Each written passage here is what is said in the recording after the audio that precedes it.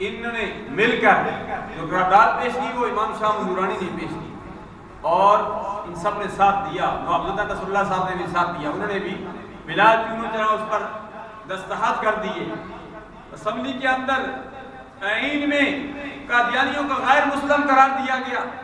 اور اسمبلی کے باہر ان کی بھی خونی کی ہے تو پیر جماعت علی شاہ صاحب علیہ رحمت نے کی ہے، پیر میر علی شاہ صاحب علیہ رحمت نے کی ہے۔ میں عرض یہ کر رہا تھا کہ جنہیں اللہ تبارک و تعالیٰ علم دے دیتا ہے، مرزا غلام احمد قادیانی بہت بڑا عالم تھا، بر صغیر میں 3 بہت بڑے عالم تھے، 3، ایک اعلیٰ حضرت